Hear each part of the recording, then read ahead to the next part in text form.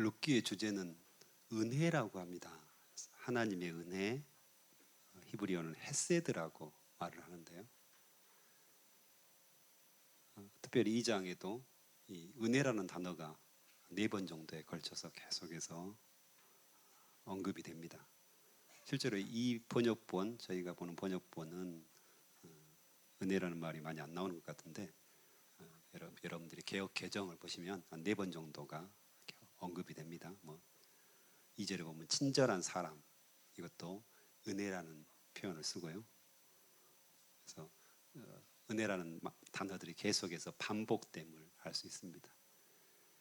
그리고 예전에 인기 있었던 노래 노사연의 만남, 우리 만남 우연이 아니다 이렇게 이야기하는데 그 이야기도 언급이 됩니다. 그래서 하나님께서 계속해서 우리를 인도하시고 역사하신다는 사실이죠. 그래서 우연히 일이 일어나는 것 같지만 하나님께서 그 배후에서 계속해서 은혜를 베푸신다라는 사실들을 말씀하십니다. 특별히 이 룻기는 시대적인 배경이 굉장히 중요하죠. 사사시대. 사사시대가 어떤 시대입니까? 자기 소견대로 행하는 시대였잖아요. 지 마음대로 행했다는 겁니다. 말씀의 표준을 따르지 않고. 특별히 제사장들이 굉장히 타락했다고 언급을 하죠. 하나님의 말씀을 가르쳐 가지고 옳은 길로 계속해서 인도해야 되는데 이 제사장들이 먼저 하나님의 말씀을 어기고 자기 마음대로 행하니까 백성들이 자연스럽게 자기 마음대로 행하는, 하나님의 말씀을 따르지 않는 그런 시대죠. 굉장히 암울한 시대로 표현되고요. 그래서 사사시대 때 보면 계속해서 범죄의 사이클과 심판의 사이클들이 이어지는 것을 볼 수가 있습니다. 그런데 그 암흑의 시대, 영적으로 굉장히 어두운 시대죠.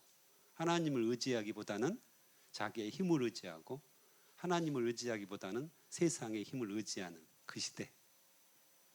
세상의 부귀, 세상의 권세, 세상의 좋은 것들, 이게 그들의 눈에 들어왔던 시대. 말씀대로 따르지 않는 거죠. 이런 시대죠. 그래서 영적으로는 암흑 시대고요. 하나님이 기뻐하지 않는 시대였죠. 근데 이 룻기가 그때 딱 보석처럼 마치 가장 아름답게 빛나는, 가장 어두운 밤하늘에 빛나는 북극성처럼 밝게 빛나는 그런 보석과 같은 말씀이죠. 그래서 1절에도 보면 1장 1절에도 보면 사사들이 치리하는 시대, 정확하게 이야기를 하죠. 근데 엎친 데 덮친 격으로 이 영적인 어두움의 시대에 육체적으로 굉장히 고통을 겪죠. 흉년이 드는 겁니다. 흉년. 그래서 먹을 것이 전혀 없다. 그래서 이 나오미 가족이 베들레헴을 떠나는데 이 베들레헴이 떡집이라는 뜻이거든요. 원래 그 떡집을 버리고 모압으로 이주를 합니다. 하나님의 품, 하나님의 나라, 하나님의 땅. 그래서 땅도 심지어는 팔 수가 없거든요. 그 땅은 다시 팔 수 없는 땅이잖아요. 하나님께서 딱 주셨어요. 근데 그것까지도 다 팔아버리고 하나님의 품을 떠나서 이주를 하는 거죠. 그래서 모압 땅, 이방 땅, 세상에 보기 좋은 것들, 지금 당장 보기 좋은 거잖아요. 거기에는 먹을 것이 있을 것 같고 거기에 의지하면 살 것 같으니까 거기를 다 떠나서 베들레헴을 떠나서 모압으로 이주하는데 어때요? 완전 복상 망하잖아요. 남편도 죽고 아들 둘도 다 죽어버리는, 완전하게 다 상실해버리는, 오히려 살려갔는데 거기서 모든 것을 잃어버리는, 인생이 완전 절망이죠. 이제 어떻게 할 수가 없는, 과부 셋이서 아무것도 할 수 없는. 그런데 하나님께서 유다 땅을 복 주셨다는 걸 우연히 듣게 되죠. 그래서 이제 돌아오는 그런 계기가 되잖아요. 그래서 한 며느리는, 오르바는 다시 자기 신들에게 돌아가고 자기 땅으로 돌아가지만 룻은 저는 하나님께 의지하겠습니다 이거잖아요. 그래서 나오미가 아마 며느리들에게도 신앙교육을 시켰겠죠. 그래서 저는 세상 것보다는 하나님께 의지하겠습니다.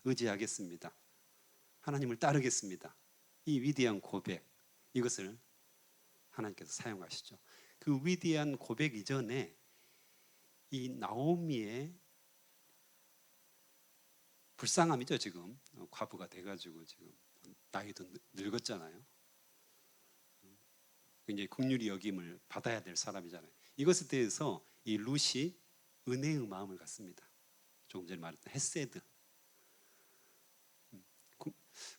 정확하게 값없이 주는 선물이라 이렇게 표현할 수도 있고요. 긍휼히 여기고 불쌍히 여겨서 모든 것을 다 주는 선물, 이렇게 표현할 수가 있거든요. 대가를 바라지 않고 주는 거죠. 대가를 바라지 않고 값없이 선물을 주는 겁니다. 이 룻이 그 마음을 가졌죠. 나오미를 보면서 그 마음을 갖는 겁니다. 은혜의 마음을 갖는 거죠. 물론 이 전체적인 배경 속에는 하나님의 은혜가 그대로 흐르고 있는데요. 첫 번째로 이 룻이 은혜의 마음, 불쌍히 여기는 마음, 긍휼히 여기는 마음. 그래서 내가 시어머니를 봉양하겠습니다. 평생 제가 죽을 때까지 시어머니를 따르겠습니다. 그래서 2장에서도 그 부분이 나오잖아요. 그래서 보리 이삭을 주우러 가잖아요. 보리 이삭을 주어서 시어머니를 봉양하고자 하는, 그렇게 자기를 들여가지고 헌신해가지고 그 일들을 담당하죠. 이 마음, 은혜의 마음이죠. 이 은혜의 마음이 이 보아스에게 이어집니다. 오늘 또 2장의 이제 전체적인 주제가 이제 보아스가 은혜를 베풉니다. 이 룻을 보고 불쌍히 여기고 긍휼히 여기는 마음을 가지고요. 대가를 바라지 않고 다 줍니다. 먹을 것도 주고요. 편의도 제공해 주고요. 여러 가지 제공해 주죠. 그리고 나중에 보면 자기가 손해 볼 걸 알면서도 이렇게 구속해 주죠. 즉 이 룻의 가문을 다시 살려주는 거죠. 그런 역할들도 담당하고요. 그래서 이 보아스의 은혜, 이 마음이 나중에 계속해서 이어집니다. 그래가지고 누가 탄생하죠? 보아스와 룻을 통해서 다윗이 탄생을 합니다. 결국에는 그들이 다윗의 조상이 되는 거죠. 그래서 다윗을 통해서 계속해서 이스라엘이 통치되고요. 그 다윗의 후손으로 예수 그리스도가 오시죠. 그래서 예수 그리스도의 은혜와도 연관이 됩니다. 이것이. 그래서 하나님의 계보를 잇는 가장 아름다운 서사가 되는 거잖아요. 그래서 은혜를 베푸는 마음, 긍휼히 여기는 마음, 불쌍히 여기는 마음. 짠하다. 어떻게 해야 될까? 그걸로 그치지 않고 자기의 모든 것을 내어주는 그런 어떤 마음들을 하나님께서 계속해서 쓰신다는 사실을 우리가 알 수 있습니다. 그래서 룻 2장에는 조금 전에 말했듯이 보아스가 룻에게 은혜를 베푸는 그런 장면들을 계속해서 기록하고 있습니다. 그래서 1절에 보면 보아스는 엘리멜렉 가문의 사람으로 나오미의 가까운 친척이었다, 이렇게 표현을 하죠. 그래서 어떤 암시, 복선을 지금 깔아주고 있습니다. 그래서 보아스라는 사람이 있는데 나오미의 가까운 친척이었다. 그래서 그들을 구원해 줄 수 있는, 그들을 살릴 수 있는 사람이다. 구원자가 될 수 있는 사람이다. 유력한 사람이다. 이렇게 복선을 깔아줍니다. 그래서 나오미가 드디어 은혜를 베풀 수 있는 그런 환경에 있다는 것을 알려주죠. 그리고 2절에 보면 이 룻이 밭에 나가서 이삭을 주워오겠다고, 조금 전에 이야기했듯이 자기의 최선을 다하는 거잖아요. 시어머니를 공경하기 위해서 자신의 말을 책임지죠. 모든 일을 마다하지 않고 은혜를 베푸는 거죠. 그래서 최선을 다해서 이 일들을 담당하려고 하는 그런 모습, 귀한 모습이죠. 책임지고 신실하게 그 역할들을 담당하는 겁니다. 뭐 쉽지 않는 일이잖아요. 오늘날로 말하면 길거리에서 리어카 끌고 폐지 주어서 폐품 주어서 지금 시어머니를 공양하겠다 이거잖아요. 여자의 몸으로 일들을 담당하겠다는 거잖아요. 그래서 3절에 보면 밭으로 나가죠. 드디어 나가는데 어떻습니까? 마침 우연히 엘리멜렉 가문의 사람인 보아스의 밭에 갑니다. 우연이라고 표현하고요. 마침 그 밭을 간다고 이야기를 하는데 이것은 굉장히 우연을 가정한 필연이죠. 그래서 왜 우연이라는 말을 썼을까요? 마침 하필이면 수많은 밭이 있었겠잖아요. 수많은 밭이 있었는데 거기를 갔을까요? 보아스. 그 하나님께서 역사하셨다는 거죠. 하나님께서 인도하셨다는 거죠. 우리 인생에 있어서 수많은 우연들이 겹치고 있습니다. 그렇죠? 수많은 우연들이 겹쳐요. 왜 그럴까요? 하나님의 필연이었기 때문에 그렇습니다. 하나님께서 우리를 계속해서 인도하시기 때문에 그렇다는 것입니다. 때로는 좋은 것들이 우연히 겹치기도 하지만요. 어디 그렇습니까? 우리 인생이 생각보다 나쁜 것들이 우연히 겹치는 경우들이 참 많죠. 그래서 하나님은 안 계시다. 하나님이 계시면 이런 어려움, 이런 나쁜 일들이 계속해서 나에게 겹치겠느냐? 이렇게 하나님을 부인하고 떠나는 사람들도 참 많죠. 하지만 우연이 아니잖아요. 보아스와 룻이 만나는 것은 우연이 아니라 하나님의 거대한 역사 속에서 일어나는 필연이었다는 거죠. 반드시 일어났어야 할 일이었고요. 그렇게 하나님은 인도해 가시죠. 그래서 이 룻을 보호하고 지키시고 룻에게 은혜를 베푸시기 위해서 보아스라는 사람을 딱 세우는 거잖아요.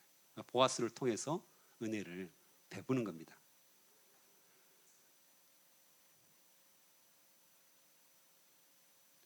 그래서 8절에 보면 은혜를 베풀죠. 보아스가 룻에게 말했습니다. 여인이여 내 말을 잘 들으시오. 이삭을 줍기 위해 다른 밭으로 가지 말고 여기에서 주우시오. 내 일꾼들만 뒤를 따라오시오 해가지고 이삭 줍는 정규직을 채용을 해줍니다. 그래서 정기적으로 거기 가서 계속해서 할 수 있도록 정규직 중요하잖아요. 정직원. 네. 임시직원이 아닙니다. 그래서 계속해서 끝까지 수사할 때까지 정기적으로 배려를 해주는 거죠. 그래서 약한 자를 돌보는 긍휼히 여기고 불쌍히 여겨주고 또 대가 없이 선물을 주는 이 보아스의 모습을 볼 수가 있습니다. 이웃사랑을 실천하는 거죠. 그 후에도 일꾼들에게 15절에 보면 D장에 보면 15절에 보면 저 여자가 곡식단 사이에서 이삭을 죽을 수 있도록 내버려두고 쫓아내지 말고 조금씩 더 떨어뜨려서 더 주라는 거죠. 마음껏 줘라. 예전 저희 시골에서는 탈곡기 같은 거 이렇게 베면 옆에 떨어지잖아요. 어렸을 때 그걸 주워가지고 한 주먹 주워가지고 갖다 놓았던 그런 기억들이 있거든요. 이삭 하나라도 떨어뜨리면 안 되잖아요. 근데 일부러 떨어뜨려가지고 주라는 거죠. 이것이 보아스의 마음이었죠. 룻을 돌보고자 하는 그런 마음이었다는 겁니다. 제가 어제까지 점심 컵밥이라고 하거든요. 컵밥 사역을 했거든요. 제육볶음을 이렇게 만들어가지고 100인분씩 만들었습니다. 그래서 5개 캠퍼스를 이제 전체적으로 담당하니까 또 다 가게 되더라고요. 그래가지고 2주에 걸쳐서 날마다 100인분씩 마련해가지고 했는데 완판이 됐습니다. 저는 완판될 줄 알았습니다. 그 처음 계획할 때 학교를 가보니까 먹을 것이 많지가 않아요. 물론 이제 뭐 전대조대는 주변에 먹을 것이 꽤 많잖아요. 근데 대부분 학생들이 대학에 보니까 배달을 시켜 먹거나 편의점 가가지고 도시락을 사 먹거나 아니면 빵, 샌드위치 이런 것들을 다 사 먹더라고요. 그래서 제가 사역을 하다가 예전에는 이제 제가 전조대만 사역했기 때문에 작은 캠퍼스들은 잘 몰랐어요, 상황을. 근데 보니까 굉장히 마음이 아프더라고요. 그냥 빵 쪼가리에 점심을 때우는 거예요. 별로 이렇게 먹지도 않는 것 같고. 그래서 너무 마음이 아프다. 그래서 따뜻한 밥 한 끼를 좀 준비해가지고 이렇게 공급하면 좋겠다, 대접하면 좋겠다 이런 마음이 생겼어요. 그래가지고 어떻게 할까? 아까 컵밥 사역을 하자. 그래서 우리가 정성껏 준비해가지고 덮밥을 만들어서 제육덮밥을 만들어서 주자 해가지고 그걸 하게 됐거든요. 근데 생각보다 재정이 많이 들어가고 일품이 들어가더라고요.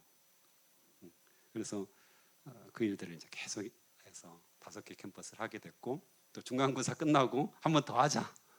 이게 이제 저희들의 결론이었는데 어쨌든 그런 마음, 그들을 이렇게 보면서 불쌍히 여기고 긍휼히 여기는 마음, 그 정도까지는 아니잖아요. 제가 전부를 다 해서 선물을 준 건 아니거든요. 그래도 그런 마음들을 주실 때 행동을 하는 거, 이게 바로 은혜라는 거죠. 보아스가 루스에게 했던 은혜의 마음들. 근데 생각보다 우리 일상에서 이런 역할들을 많이 하고 있어요. 특별히 어머니들은 훨씬 더 이것을 공감하시죠. 자녀들을 딱 볼 때 어때요? 불쌍히 여기고 긍휼히 여기는 마음이 늘 뿜뿜 솟아서 나오잖아요. 그렇죠? 그래서 여러분들이 밥도 해주시고 늘 지키시고 보호하시고 행여나 바람에 날릴까봐 계속해서 보호하는 거잖아요. 자녀들을 향한 우리 어머니들의 마음, 아버지들의 마음, 이것이 오늘 보아스가 루스에게 하는 은혜의 마음이죠. 그리고 10절에도 은혜를 베푸시고 우리에게 나를 도와주십니까? 이렇게 질문하는데요. 보아스가 결정적인 이야기를 하죠. 그 이유에 대해서 이야기를 하는데 12절에 보면 여호와께서 당신이 한 일을 갚아주실 것이요. 실제로는 자기가 갚아주죠.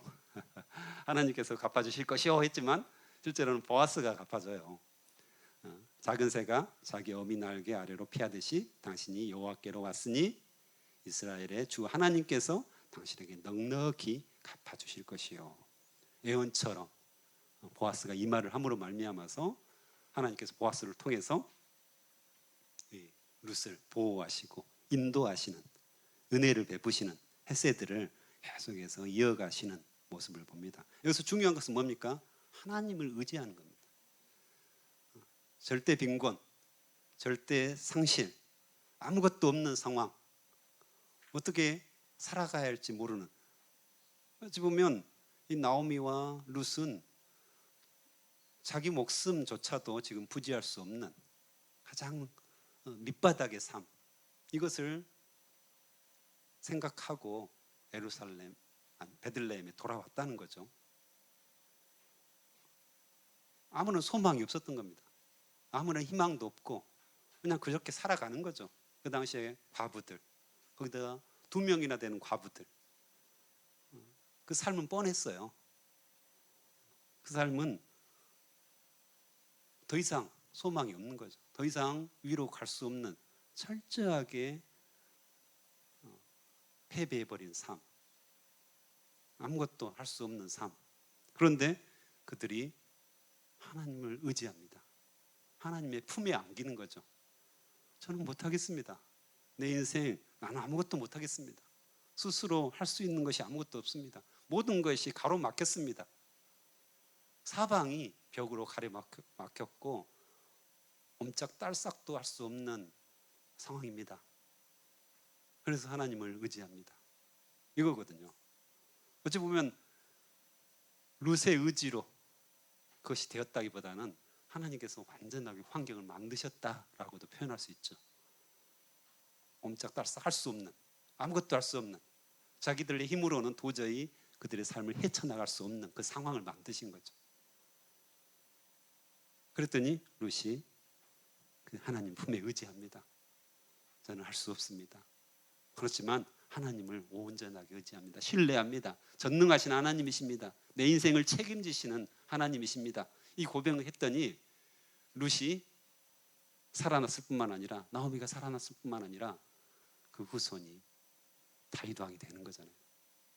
위대한 하나님의 나라를 통치했던 그 위대한 다윗 왕의 선조가 되는 은혜를 입어요. 은총을 입었다고 합니다. 그래서 13절에도 보면 나의 주여 당신에게 은총을 입길 바랍니다. 은혜를 입길 바랍니다. 이렇게 말을 하잖아요. 그래서 엄청난 은혜들을 여기서도 경험을 하는 거잖아요. 그래서 14절에도 보면 마지막 부분에 룻이 배불리 먹고도 남을 정도로 많았고요.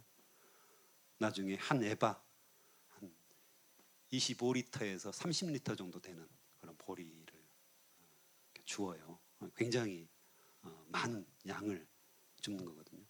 그래서 그 은혜들을 계속해서 경험하는 겁니다. 그리고 또한 이제 이삭을 주어서 나오미에게, 시어머니에게 가져오잖아요. 그때 나오미가 고백하는 것, 산 사람이나 20절에요. 산 사람이나 죽은 사람 모두에게 자비를 베푸시는구나, 은혜를 베푸시는구나, 이렇게 말을 하죠.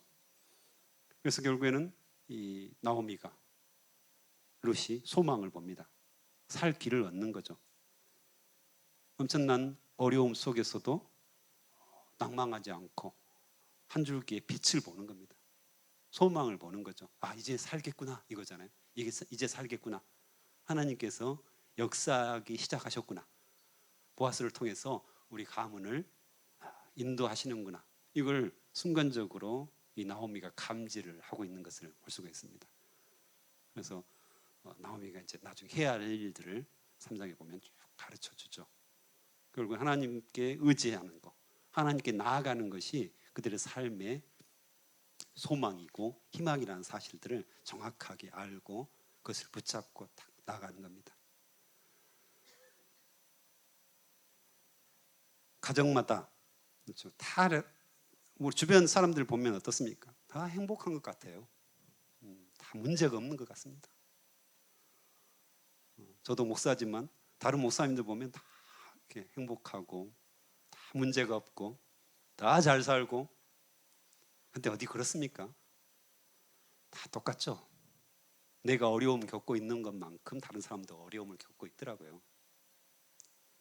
근데 그때 우리가 좌절하고 절망하고 나는 안 돼, 우리 집은 안 돼, 너무 힘들어, 아무것도 할 수가 없어, 어떻게 해야 되지? 절망이야. 이런 마음들이 들 때가 한두 번이 아니잖아요. 그런데 하나님은 그때 우리에게 은혜를 베푸시기를 원하십니다. 값없이 주시는 선물이죠. 우리가 막 노력해가지고 얻으면 그건 대가잖아요. 그건 선물이 아니잖아요. 근데 우리가 아무것도 못하는 거예요. 나는 도저히 못하겠어요. 내 몸의 질병, 내 가정의 문제, 앞이 캄캄하고 내 진로도 보이지 않고 내 미래도 보이지 않고 어떻게 노력해도 되질 않습니다. 노력조차도 못하겠어요. 힘이 없어요. 그렇지만 제 안에는 하나님이 살아계십니다. 제가 성경을 쭉 봤더니 하나님께 의지하는 자에게 하나님은 다 인도하셨더라고요. 결론을 내셨더라고요. 소망을 주셨고 희망을 주셨더라고요. 저도 기도할 힘조차도 없지만 하나님을 부르겠습니다. 주여, 주님이 나의 전부이십니다. 주님이 저의 모든 것이 되십니다. 이 룻처럼 저도 주님께서 세워주십시오, 이런 고백들을 한다면 하나님께서는 분명하게 신실하게 인도하셨다는 것을 이 성경 전체에 기록하고 있지 않습니까? 하나님께 의지하는 자들, 하나님께 나아가는 자들, 하나님께 전부를 드린 자들에게 하나님이 어떻게 인도하셨는가를 생생하게 기록한 게 성경이거든요. 얼마 전에 저희 우진이가 자연과학과에서 이제 식공이라고 실습을 합니다. 그러니까. 실습을 하는 음식 만드는 실습을 하는데요. 그래서 한식 조리를 합니다. 그래서 한식 조리를 계속해서 연습을 하는데 제가 이제 바빠가지고 최근에 너무 바빠서 집에 이제 밥을 못 먹었어요. 근데 이제 새우 볶음밥을 배워가지고 처음에는 아내한테 해주고 또 하주도 이제 학원이 있어서 나중에 학원 때문에 밥을 같이 못 먹었나 봐요. 그래서 그 다음에는 동생을 한번 해주고 그 다음에 이제 제가 드디어 같이 먹을 기회가 있어가지고 저한테 새우 볶음밥을 해주는데 너무 맛있는 거예요. 얘가 처음으로 제가 요리를 한 거였거든요. 쉽게 뭔가를 할 수 있는 건 아니기 때문에 그래도 이제 새우볶음밥을 배워가지고 그걸 했는데 간도 딱 맞고 너무 맛있는 거였어요. 계속해서 칭찬해 줬더니 남발을 했죠. 제가 칭찬을. 그랬더니 나중에 아빠 그만해 이러더라고요. 그래서 그만큼 너무 맛있었고 제 마음속에 너무 감격이 되는 거예요. 한 줄기 소망처럼 빛처럼 우리가 스스로 세상을 살아갈 수 있는 법들을 하나하나 터득하는구나. 참 이렇게 혼자서 살 수 있을까? 늘 그런 어떤 고민들을 제가 하는데 그럼에도 불구하고 그런 모습 하나를 딱 보면서 소망이 있구나, 희망이 있구나, 하나님께서 인도하시겠구나, 하나님께서 은혜를 베푸시겠구나 이런 마음이 들더라고요. 그래서 참 마음에 감격이 되고 감사합니다라는 표현들을 주님께 드렸는데 우리도 어떤 어려움 속에서도 하나님께서 한 줄기 빛을 주시는 겁니다. 소망을 주시는 거죠. 희망을 주시고 그것을 딱 붙잡는 겁니다. 붙잡는 사람들이 승자입니다. 그냥 이거 아무것도 아니야 라고 그냥 내버리는 사람들은 더 이상 하나님께 나아갈 수 없는 거잖아요. 하지만 이 소망을 붙들고 희망을 붙들고 주님 감사합니다. 이것이 은혜입니다. 하나님께 더 나아가겠습니다. 한 번 더 일어나서 기도하겠습니다. 한 번 더 일어나서 하나님께 의지하겠습니다. 이렇게 하나님께 나아가는 자들 하나님은 반드시 신실하게 그의 삶을 인도하시고요. 그의 가정을 인도하시고요. 이게 성경의 말씀이거든요. 은혜 받을 만한 때 주님께 나아가서 은혜 받는 시간이 되었으면 좋겠습니다. 함께 기도하시겠습니다.